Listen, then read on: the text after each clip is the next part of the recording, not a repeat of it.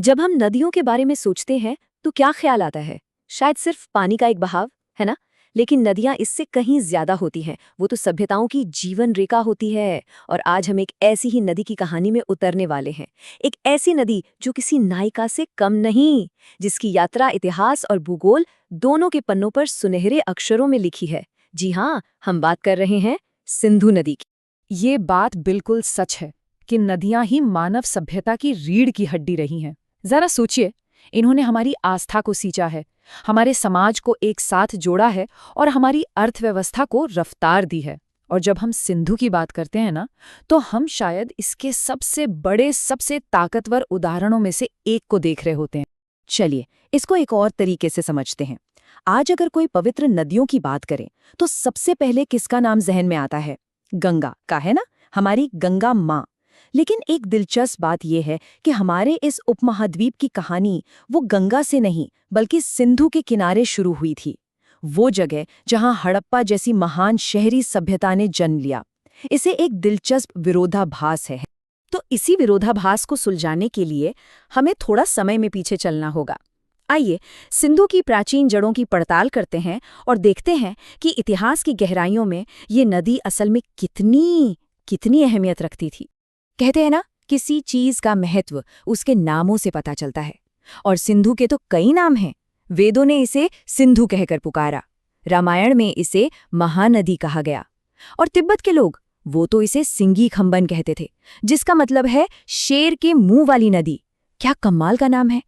ये अलग अलग नाम हमें बस एक ही बात बताते हैं कि हजारों सालों से अलग अलग सभ्यताओं ने इसे कितने सम्मान और श्रद्धा की नजर से देखा है। तो ठीक है, इतिहास में तो इसका कद बहुत बड़ा था, ये तो साफ है। लेकिन भूगोल के लिहाज से इसका पैमाना कितना विशाल है।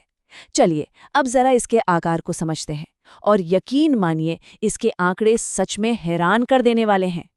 जरा कल्पना कीजिए, तिब्बत के बर्फीले पहाड़ों से एक धारा निकलती है और वो 2880 किलोमीटर का सफर तय करती है।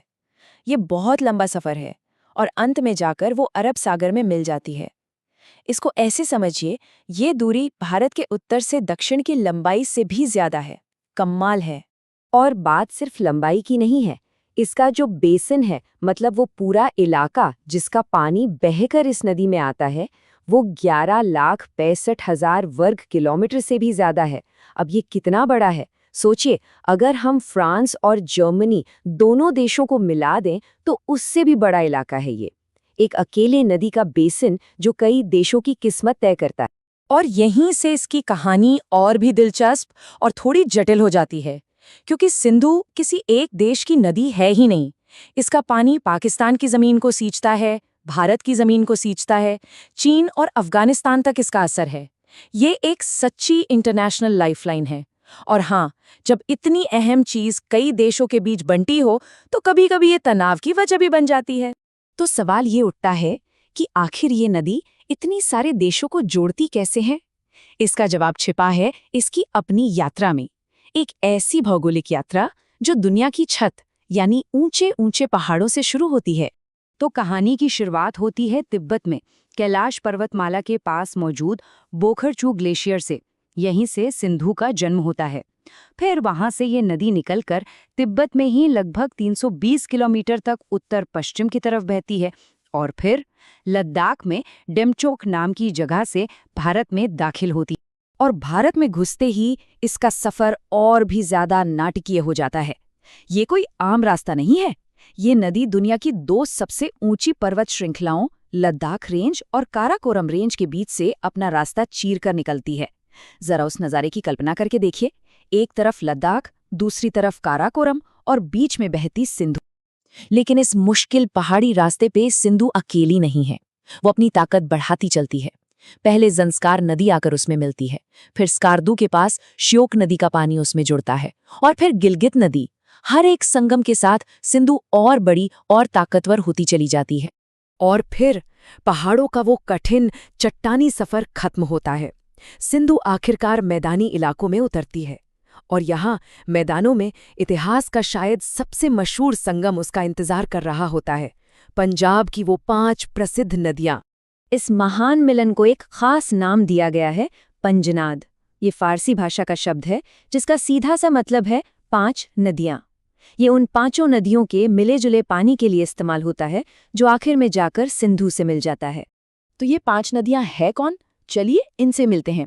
पहली है झेलम, जिसके किनारे सिकंदर और पोरस की मशहूर लड़ाई हुई थी। दूसरी है चिनाब, जो सिंधु की सबसे बड़ी सहायक नदी है। फिर आती है रावी और उसके बाद ब्यास। एक खास बात यह है कि ब्यास इन 5 में अकेली नदी है जो पूरी तरह से भारत में ही बहती है। और आखिर में है सतलज, जो इन 5 में सबसे लंबी है। देखा, हर नदी की अपनी अलग पहचान, अपनी अलग कहानी है।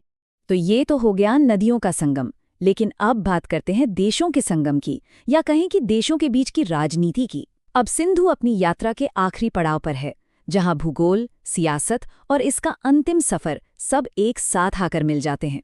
देखिए, जब एक ही नदी 2 देशों की जिंदगी का आधार हो तो उसके पानी का बंटवारा बहुत जरूरी हो जाता है। इसी जरूरत ने 1960 में सिंधु जल संधि यानी इंडस वाटर्स ट्रीटी को जन्म दिया।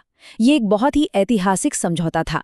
इसके तहत 3 पूर्वी नदियां रावी, ब्यास और सतलुज का पानी भारत के हिस्से में आया और 3 पश्चिमी नदियां सिंधु, झेलम और चिनाब का पानी पाकिस्तान के हिस्से में।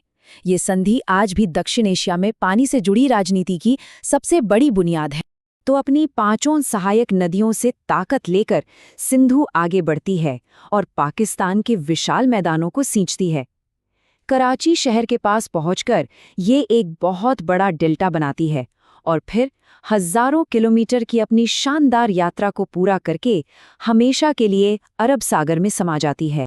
तो सिंधु की ये कहानी सिर्फ एक नदी की कहानी नहीं है। ये इस बात का जीता जागता सबूत है कि कैसे भूगोल की एक चीज, सिर्फ एक नदी, कई देशों की तकदीर को एक दूसरे से जोड़ सकती है। और ये हमें एक बड़े सवाल पर लाकर छोड़ देती है। आखिर हमारा भाग्य कौन लिखता है, हमारा इतिहास या हमारा भूगोल?